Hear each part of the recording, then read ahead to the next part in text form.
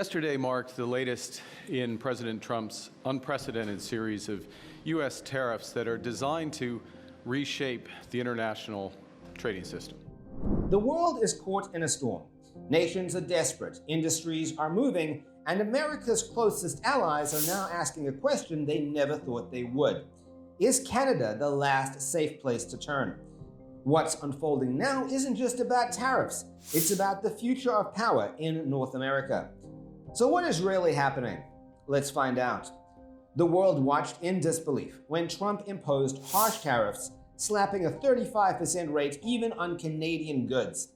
Canada, once considered untouchable as America's friendly neighbor, suddenly found itself on the front lines of a trade war it never asked for. They have been charging very, very high tariffs to our farmers, some over 200%. And they've been treating our farmers very badly. They've been treating our country very badly for years. And look, we like Canada. I love Canada. I have so many friends in Canada. But they've been very poorly led. They've been very, very poorly led. And all we want is fairness for our country. That single move set the stage for nations reconsidering their alliances.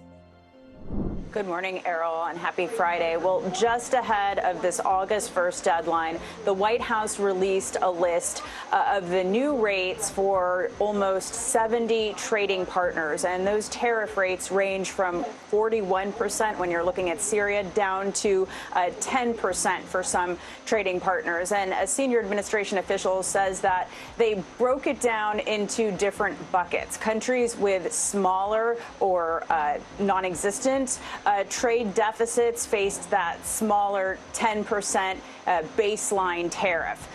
Countries that, were slightly a larger trade deficit faced 15%. And big trade deficits, they faced a rate set back or announced roughly what was announced back in April or based on how negotiations went. Now, when you're looking at deals or frameworks that have been announced, we're talking about 6 countries plus the European Union that reached agreements with the United States, even though the details are still being worked out. And again, some of those countries really significant in terms of trade with Japan and the European Union. As you noted, the new rates won't go into effect until next week. The administration says it's giving some time for customs officials to implement the new rates. And then when you look at our biggest trading partners, Canada, Mexico, and China, those are in separate categories still. Canada facing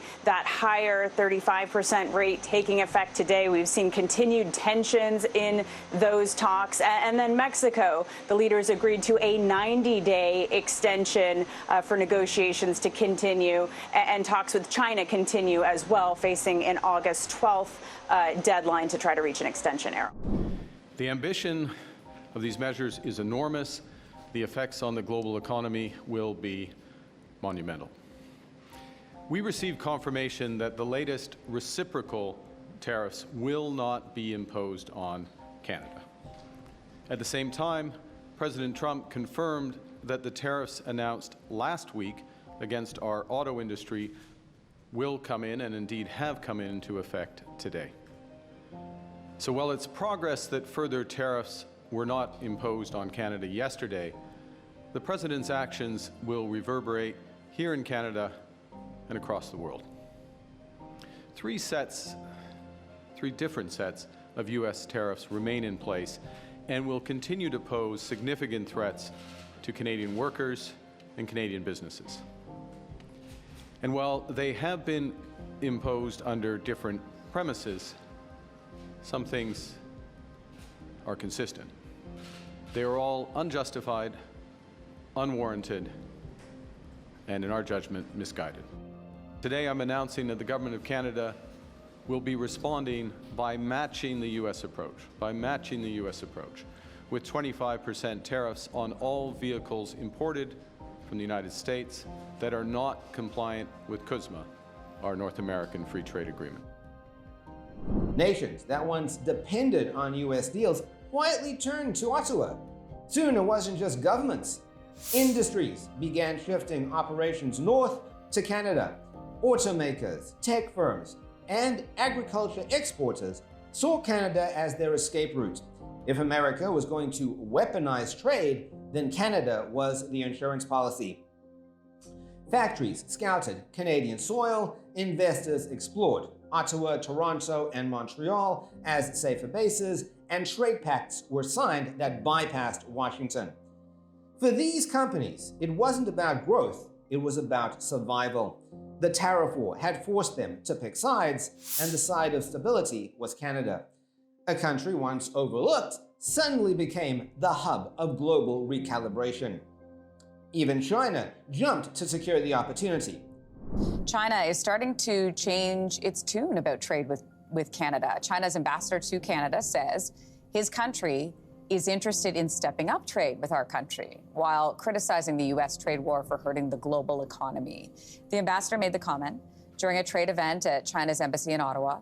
The ambassador pointing out that China's trade volume with Canada keeps going up, despite the ongoing political tension. Beijing recently hit Canada, as we know, with a 100% tariff on canola products. That was in response to Canada's 100% tariff on Chinese EVs. Of course, taking in all this new responsibility came with risks. For every trade pact Canada signed, there was the looming question: how far would the US go to retaliate? Canada had to play a delicate balancing act, welcoming partners while avoiding confrontation with Trump. President Trump has just announced a series of measures that are going to fundamentally change the international trading system. Now, in doing so, he has preserved a number of important elements of our relationship, the commercial relationship between Canada and the United States.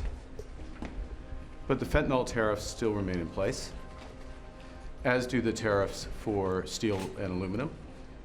As of this evening, the tariffs on automobiles will enter into force, and the U.S. has signaled that there will be additional tariffs in so-called strategic sectors: pharmaceuticals, lumber, and semiconductors.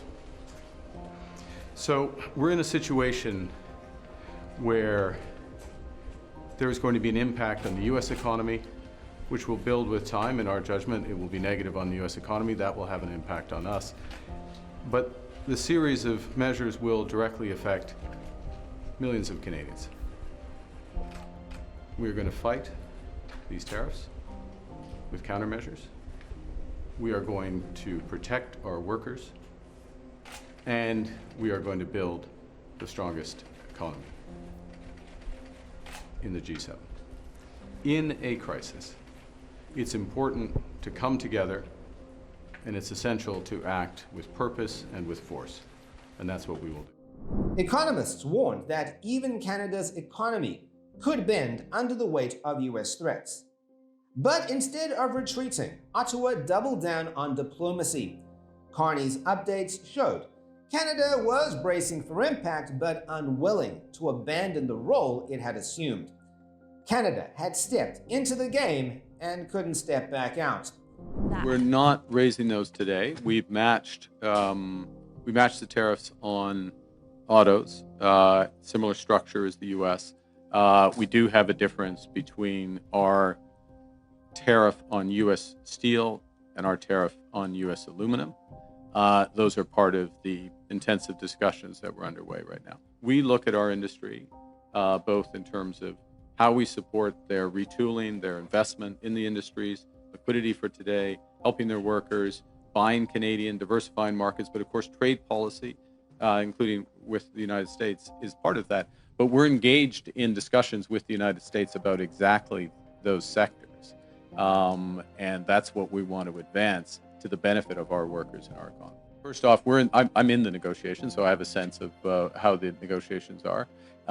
This puts us, and directly the conversation the President and I had yesterday, is that we'll be following up in short order, he and I, on the progress on our discussions. So the teams are engaged, re-engaging on this. This helps accelerate that. Look, but it's a negotiation, but there's no guarantees in these things. But the basis of this is We're matching what the United States has done. Okay? We're matching what the United States. And so, the map of global trade is being redrawn. Trump's tariffs may have been meant to protect America, but they've opened a door for Canada to take the lead. Nations are signing deals, industries are moving north, and a new balance of power is forming. But here's the question. Will Canada's rise continue, or will the US strike back to reclaim its dominance? Let us know in the comment section. Where do you see this tariff war going?